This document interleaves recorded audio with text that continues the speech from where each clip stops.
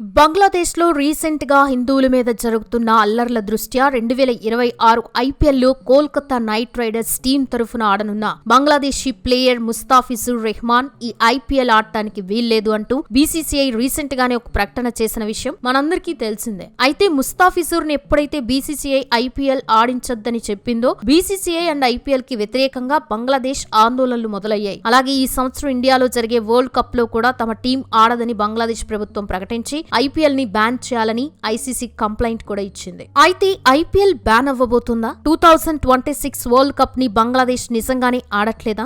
బంగ్లాదేశ్ కూడా త్వరలోనే పాకిస్తాన్ లా మారనుందా? ఈ విషయంగా ఐసీసీ త్వరలో ఏ నిర్ణయం తీసుకోబోతుంది అనే విషయాల్ని ఈ వీడియోలో మనం తెలుసుకుందాం. వీడియో ఎక్కడా స్కిప్ చేయకుండా ఎండ్ వరకు చూడండి. ఐపీఎల్ 2026 కి సంబంధించి ఆ మధ్య దుబాయ్ లో ఒక మినీ ఆక్షన్ జరగ్గా అందులో షారుఖ్ ఖాన్ కి చెందిన కోల్కతా నైట్ రైడర్స్ టీం 9,20,00,000 రూపాయలు ఖర్చు పెట్టి మరి Bangladesh left arm fast bowler Mustafizur Rahman ని తమ టీంలోకి తెచ్చుకుంది. కానీ ఇప్పుడు బంగ్లాదేశ్ లో హిందువులపై జరుగుతున్న దాడుల దృష్ట్యా బంగ్లాదేశీ ప్లేయర్ అయిన ముస్తాఫిజుర్ రెహమాన్ ఐపీఎల్ ఆడటానికి వీల్లేదని, ఒకవైపు వాళ్ళ దేశస్థులు హిందువుల్ని నాశనం చేస్తూ ఉంటే మీరు వాళ్ళని ఇండియాకి తీసుకొచ్చి ఎలా క్రికెట్ ఆడిస్తారని బీజేపీ నాయకులతో సహా చాలా మంది క్రికెట్ ఫ్యాన్స్ కూడా కోల్కతా నైట్ రైడర్స్ టీం పై బీసీసీఐ పై ఒక రేంజ్ లో కామెంట్స్ చేశారు. అయితే ఈ విషయంగా బీసీసీఐ మొదట ముస్తాఫిజుర్ కి ఫేవర్ గానే మాట్లాడినా ఆ తర్వాత ఇండియా వైడ్ గా ఇష్యూ మీద పెరుగుతున్న నెగిటివిటీని దృష్టిలో పెట్టుకుని ముస్తాఫిజుర్ ఈ ఐపీఎల్ ఆడకూడదని, అతన్ని తమ టీం నుండి తీసేయాలని కోల్కతా నైట్ రైడర్స్ టీం ను బీసీసీఐ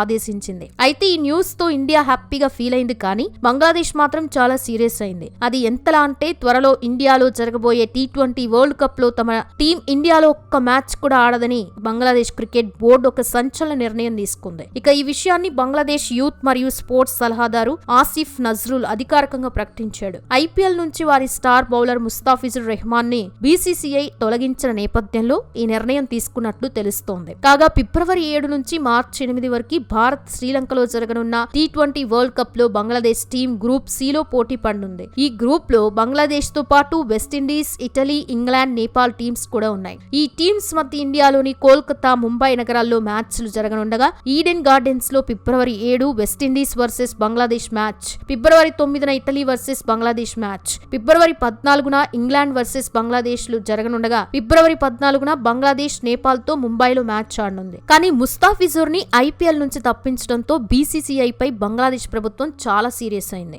అందులో భాగంగానే తమ టీం ఇండియాలో మ్యాచ్లు ఆడదని ఈ విషయంగా ఐసీసీకి ఒక లెటర్ కూడా రాశారు. ఇండియాలో తమ ప్లేయర్స్ కి సెక్యూరిటీ లేదని, తమ ఆటగాళ్ల భద్రత, గౌరవం తమకి చాలా ఇంపార్టెంట్ కాబట్టి తమ గ్రూప్ స్టేజ్ మ్యాచ్ల్ని శ్రీలంకలో నిర్వహించాలని ఐసీసీని కోరుతామని బీసీబీ అధ్యక్షుడు అమినుల్ ఇస్లాం బుల్బుల్ తెలిపారు. అలాగే తమ దేశ క్రికెట్ ని ఐపీఎల్ లాంటి లీగ్ ఆడకుండా చేయడం తమ దేశ క్రికెటర్ ని అవమానించడమేనని, ఇందుకు ప్రతిచర్యగా తమ దేశంలో ఐపీఎల్ ప్రసారాలని కూడా నిలిపివేయాలని బంగ్లాదేశ్ ప్రభుత్వం నిర్ణయించుకుంది. దాంతో ఈ విషయంగా బీసీసీఐ చాలా సీరియస్ అయ్యి ఇష్యూని సార్ట్అవుట్ చేయడానికి అతి త్వరలోనే ఒక మీటింగ్ పెట్టనుంది. ఇక ఇదిలా ఉంటే ఫిబ్రవరిలో జరగబోయే T20 వరల్డ్ కప్ కోసం బంగ్లాదేశ్ తమ టీం ని రీసెంట్ గానే ప్రకటించింది. కెప్టెన్ గా లిట్టన్ దాస్, వైస్ కెప్టెన్ గా మొహమ్మద్ సైఫ్ హసన్ లని బంగ్లాదేశ్ బోర్డు ప్రకటించగా పేసర్ టిస్కిన్ అహ్మద్ ని మళ్లీ టీంలోకి తీసుకున్నారు. అలాగే wicket keeper, batsmen Jaker Ali, batter Mahidul Islam Ankon ను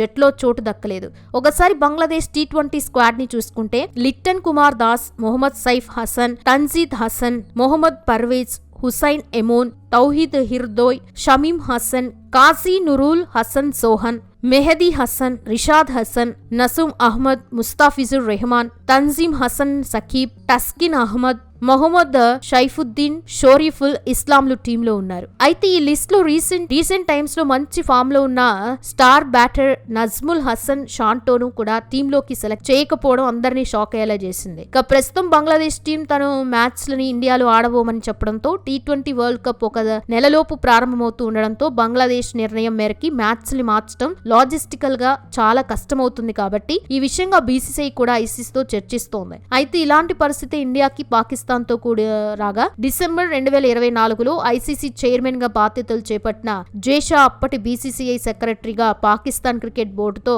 ఒప్పందం మేరకు భారత్ పాకిస్తాన్ జట్టు రెండు తమ దేశాల్లో మ్యాచ్లు ఆడకూడదని నిర్ణయించుకున్నారు. అలా పాకిస్తాన్ క్రికెటర్లు చివరిసారిగా 2023 వన్డే వరల్డ్ కప్ కోసం ఇండియాలో మ్యాచ్లు ఆడారు. అలాగే ఈ వరల్డ్ కప్ లో కూడా పాకిస్తాన్ ఆడే మ్యాచ్లు అన్ని శ్రీలంకలోనే జరగనున్నాయి. అలా పాకిస్తాన్ లాగే తమ టీం మ్యాచ్లని కూడా శ్రీలంకలోనే ఏర్పాటు చేయాలని బంగ్లాదేశ్ బోర్డు ఐసీసీని కోరింది. కానీ వరల్డ్ కప్ కి ఇంకా నెల రోజులు టైం కూడా లేని టైంలో వెన్యూస్ చేంజ్ చేయడం అనేది కష్టం కాబట్టి ఈ విషయంగా ఎలా ముందుకెళ్లాలో అని బీసీసీఐ ఐసీసీతో వరుస మీటింగ్స్ పెడుతోంది. దాంతో జైషా బంగ్లాదేశ్ కి అనుగుణంగా వాటి వెన్యూలు చేంజ్ చేస్తారా లేదా అనేది ఇప్పుడు ఆయనకి పెద్ద సవాలుగా మారింది. అయితే ఈ సెప్టెంబర్ లో బంగ్లాదేశ్ వైట్ బాల్ సిరీస్ ని ఇండియా ప్లాన్ చేయగా ఇప్పుడు అది కష్టమే అనిపిస్తుంది. ఎందుకంటే బీసీసీఐ బంగ్లాదేశ్ వరల్డ్ కప్ మ్యాచ్లని శ్రీలంకకి మార్చకపోతే పాకిస్తాన్ లానే బీసీసీఐ మరో ఐసీసీ పూర్తి సభ్య దేశంతో క్రికెట్ ఆడే అవకాశం కోల్పోతుంది. ఆ ఎఫెక్ట్ ఫ్యూచర్ లో జరగబోయే ఐసీసీ ఈవెంట్స్ మీద కూడా గట్టిగా పడుతుంది. ఎందుకంటే 2030లో కామన్వెల్త్ గేమ్స్ ఇండియాలోనే జరగనున్నాయి. అప్పుడు పాకిస్తాన్ మరియు బంగ్లాదేశ్ మ్యాచ్లు ఎక్కడ నిర్వహిస్తారు అనేది ఒక ప్రశ్న అయితే